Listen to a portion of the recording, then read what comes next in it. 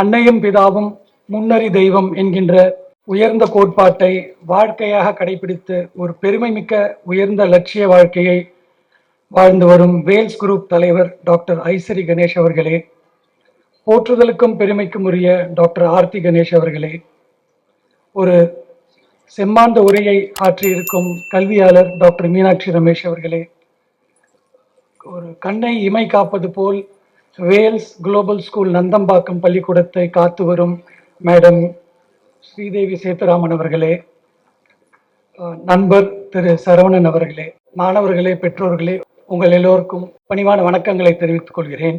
ஒரு பெருமைமிக்க பள்ளியின் ஆண்டு விழாவிலே ஒரு என்ஜிஓவில் பணியாற்றும் என்னை அழைத்திருப்பது வேல்ஸ் குரூப்பின் பார்வை எவ்வளவு விசாலமானது என்பதை எனக்கு உணர்த்துகிறது. அழைத்ததற்கு நன்றியை தெரிவித்துக் கொள்கிறேன். புதிய தலைமுறை அறக்கட்டளை ஒரு தொண்டு நிறுவனம். எஸ்ஆர்எம் பல்கலைக்கழகத்தின் ப்ரோ சான்சலர் மற்றும் புதிய தலைமுறை குழுமத்தின் தலைவர் டாக்டர் சத்யநாராயணன் அவர்கள் ஒரு உன்னதமான மனிதர். அவரால் 2010ஆம் ஆண்டு துவங்கப்பட்டது புதிய தலைமுறை அறக்கட்டளை. கடந்த 15 ஆண்டுகளில் நாங்கள் பலவிதமான சமூக சேவைகளை செய்து வரும் வாய்ப்பினை பெற்றுள்ளோம்.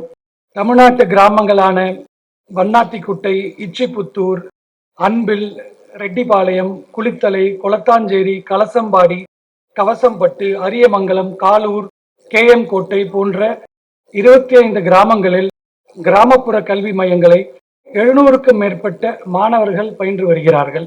இது எல்லாமே evening tuition centres. They are not to replace the schools, they supplement the school education.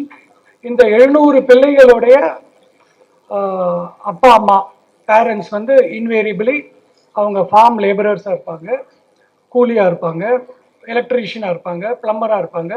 அவங்களுடைய மாத வருமானம் ஒரு 15,000 ரூபாயிலிருந்து 20,000 ரூபாய் வரைக்கும் இருக்கும். அவர்கள் அனைவருமே அரசு பள்ளியில் தான் படிப்பார்கள். அந்த அரசு பள்ளி தமிழகம் முழுக்க இருக்குது, உங்களுக்கு தெரியாதில்லை. அந்த அரசு பள்ளி மாணவர்கள்லாம் சாயங்காலம் வேலையில் படிக்கிறதுக்காக ஒரு 25 டியூஷன் சென்டர் இருக்குது. அந்த நம்பர் மேலும் பெருகுவதற்கு நாங்கள் முயற்சி செய்து வருகிறோம். பெண்களின் திறன் வளர்ச்சிக்காக சென்னை வலசரவாக்கத்தில் வள்ளியம்மை அம்மாள் தையல் பள்ளி மற்றும் கணினி பயிற்சி மையம் நடத்தி வருகிறோம். சிறு தொழில் வளர்ச்சிக்காக ஐஎஸ்ஆர்பி எக்ஸ்போ ஃபாரம் என்ற ஒரு நிறுவனம் நடத்தி வருகிறோம். குறிப்பாக சொல்ல வேண்டும் என்றால் நம்மால் முடியும் என்கின்ற திட்டத்தின் மூலம் தமிழகத்தில் உள்ள ஏரி குளங்களை சுத்தம் செய்து வருகிறோம். இது வந்து ப்ரொடெக்ஷன் ஆஃப் வாட்டர் பாடிஸ்.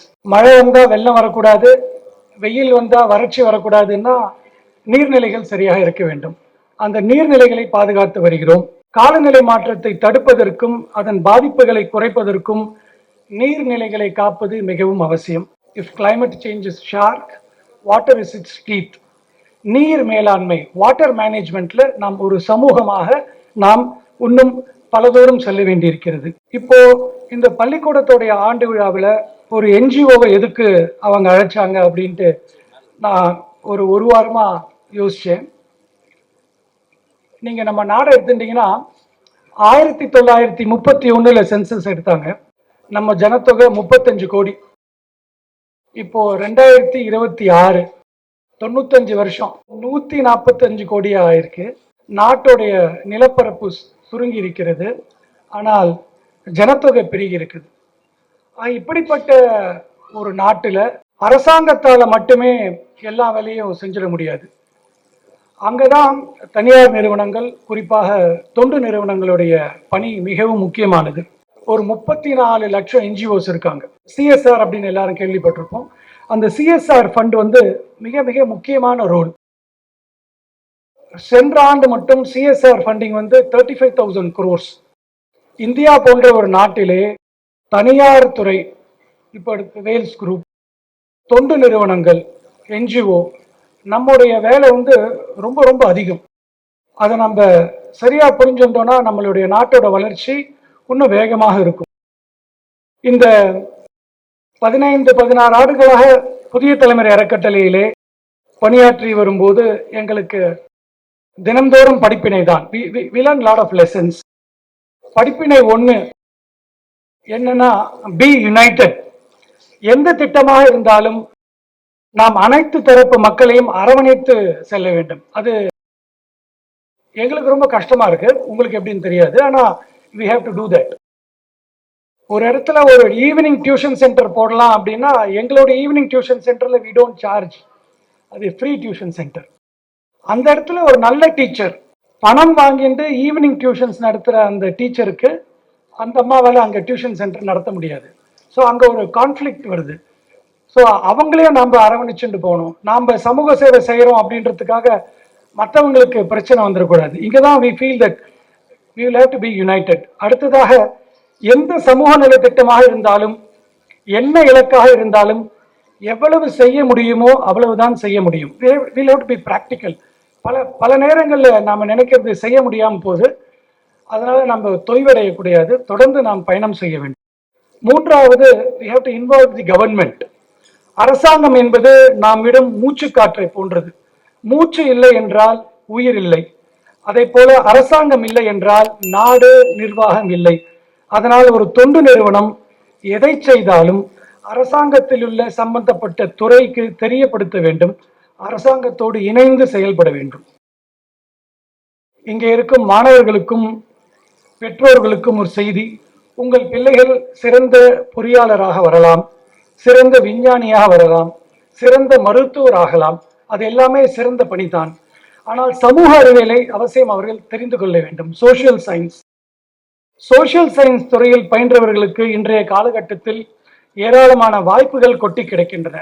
குறிப்பாக தன்னார்வ தொண்டு நிறுவனங்கள், எங்களை போன்ற என்ஜிஓஸ், அதுல ஊக்கமளிக்கும் பேச்சாளர்கள், மோட்டிவேஷனல் ஸ்பீக்கர்ஸ், சிக்கல்களை தீர்க்கும் சமரச தீர்ப்பாளர்கள், கான்ஃப்ளிக்ட் ரிசால்வர், ஒருங்கிணைப்பாளர்கள், கோஆர்டினேட்டர்ஸ், நிகழ்ச்சி அமைப்பாளர்கள், ஆர்கனைசர்ஸ் என்று பல வாய்ப்புகள் இந்த சோசியல் சயின்ஸ் சமூக அறிவியலில் இருக்கின்றன. குறிப்பாக ஒரு விஷயத்தை புரிந்து கொண்டு அதை வெளிப்படுத்தும் ஆற்றல் உள்ளவர்களுக்கு பத்திரிகை துறையிலும் தொலைக்காட்சி துறையிலும் மீடியா அண்ட் ஜேர்னலிசம் முன்னுரிமை அளிக்கப்படுகிறது. நண்பர்களே, எங்களுடைய இந்த அறக்கட்டளை பயணத்திலே எங்களுக்கு உறுதுணையாக இருப்பவர் வீரத்துறவி சுவாமி விவேகானந்தர் அவர்கள். அவருடைய நம்பிக்கை, the future of India is greater than its glorious past. இந்தியாவின் எதிர்காலம் அதன் பெருமைமிக்க கடந்த காலத்தை விட சிறப்பாக இருக்கும். இது போன்ற கருத்துக்கள் எங்களுடைய பாதையில் தொடர்ந்து பயணம் செய்ய வைக்கிறது. இதை செய்யணும்னா மிகவும் அவசியமான பண்பு, நாம் எல்லோரும் மேலும் வளர்த்து கொள்ள வேண்டிய இயல்பு, மிகவும் முக்கியமானது. இந்த நிகழ்ச்சியில் இருக்கிற நவரசத்துல என்னை பொறுத்தவரையிலே மிகவும் முக்கியமானது கருணை என்கிற ரசம்தான்.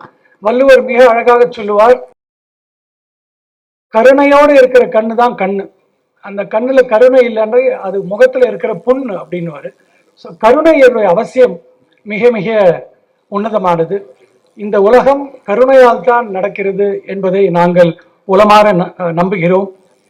இறுதியாக நண்பர்களே, மரியாதைக்குரிய பெற்றோர்களே, ஆசிரியர்களே, இந்தியாவை போன்ற ஒரு பெரிய நாட்டிலே அரசு சாரா தொண்டு நிறுவனம், நான் கவர்மெண்ட் ஆர்கனைசேஷன்ஸ் இல்லாட்டி நான் கவர்மெண்ட் என்டிட்டிஸ் உடைய ரோல் ரொம்ப ரொம்ப முக்கியம். இளைஞர்கள் மாணவர்கள் சமூக அறிவியலில் நாட்டம் கொள்ள வேண்டும், அது மிகவும் அவசியம் என்று நாங்கள் கருதுகிறோம். மூன்றாவதாக, சமூக சேவையில் ஈடுபட வேண்டும் என்றால் you will have to be united, you will have to be practical, and you will have to involve the government. நான்காவதாக, cultivate the quality of heart, kindness, mercy and compassion. இறுதியாக, a heart-centered life that will focus on love, gratitude and compassion will have a high contentment, deeper fulfillment and peace. கருணை மிகுந்த வாழ்க்கை மன அமைதியையும் நிறைவையும் தரும். வாய்ப்பளித்த நல்ல உள்ளங்களுக்கு நன்றி. அன்பால் இணைவோம், அறம் வளர்ப்போம், அகிலம் காப்போம், நம்மால் முடியும். புதிய தலைமுறை அறக்கட்டளையின் அறப்பணிகளில் உங்களுக்கு விருப்பமானவற்றில் இணைந்து சேவையாற்றலாம். தொடர்புக்கு புதிய தலைமுறை அறக்கட்டளை, 24 GN செட்டி சாலை, தியாகராய நகர், சென்னை 6017.